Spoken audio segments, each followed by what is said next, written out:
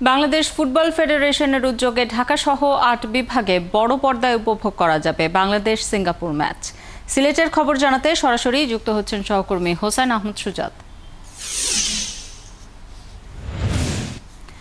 সুজাত, খেলা নিয়ে রাজধানী ঢাকায় ফ্যানদের মাঝে ব্যাপক উন্মাদনা রয়েছে আমরা জানি। সিলেটের অবস্থা কি? সিলেটের অবস্থা কেমন দেখছেন?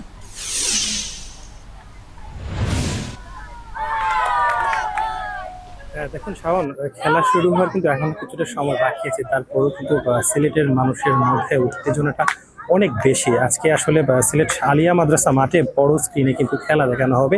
খেলা কিন্তু এখনো শুরু হওয়ার অনেকটা সময় বাকি আছে, তার আগেই কিন্তু সিলেটের এই আলিয়া মাদ্রাসা মাঠে কিন্তু যারা সমর্থক রয়েছেন তারা কিন্তু এসে সেখানে জমায়েত ইতিমধ্যে শুরু করে দিয়েছেন।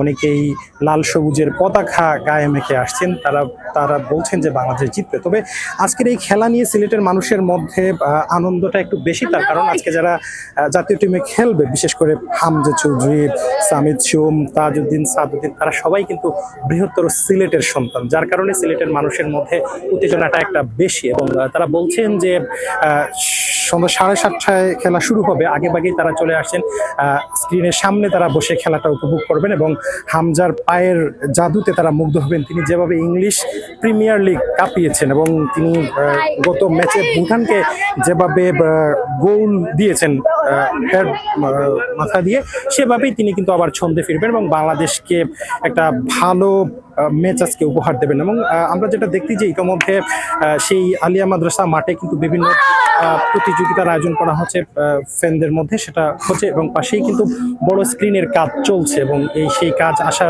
করা হচ্ছে যে 7:30 অর্থাৎ ম্যাচ শেষ হওয়ার আগেই শুরু হয়ে যাবে এবং সিলেটের মানুষ আজকের যে ম্যাচ রয়েছে বাংলাদেশ সিঙ্গাপুরের ম্যাচ, সেই ম্যাচ তারা সুন্দরভাবে উপভোগ করবেন। আমরা একজন সমর্থকের সাথে কথা বলবো। আচ্ছা, আজকের ম্যাচ নিয়ে কি প্রত্যাশা? আজকে ম্যাচ নিয়ে প্রত্যাশা হয়েছে গিয়া আমরা জয়। কিভাবে কার খেলা বেশি ভালো লাগে? অবশ্যই জামাল ভুইয়া, আর তারপরে তো হামজা ভাই। আচ্ছা, এই ম্যাচ নিয়ে বা আপনার প্রত্যাশা নিশ্চয়ই হামজা ভালো খেলবে, তো অন্যান্য যারা প্লেয়ার আছে বা আগামীতে বাংলাদেশ ফুটবলকে আরো এগিয়ে যাবে?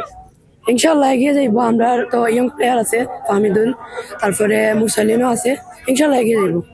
আপনি শুনছিলেন যে আমরা একজন সমর্থকের সাথে কথা বলছিলাম, তিনি বলছেন যে এই মুহূর্তে আসলে বাংলাদেশ জাতীয় ফুটবল দলের যে ইয়াং প্লেয়াররা এসেছেন, বিশেষ করে ফাহমিদুল, তো সেই ফাহমিদুল এবং আরও যারা ইয়াং প্লেয়ার আছেন, এবং আপনি জানেন যে সিলেটের অনেক প্রবাসী খেলোয়াড় কিন্তু বিশ্বের বিভিন্ন লিগে খেলছে, তাদেরকেও যাতে নিয়ে আসা হয় সেটাই কিন্তু আজকের সমর্থকরা বলছেন এবং তারা বাংলাদেশের জয় ছাড়া অন্য কিছু ভাবছেন না। শাওন, খবর রাখতে থাকুন সুজাত, নিশ্চয়ই ফিরবো আবারও আপনার কাছে। আমাদের সাথে সিলেট থেকে যুক্ত ছিলেন সহকর্মী হোসেন আহমদ সুজাত।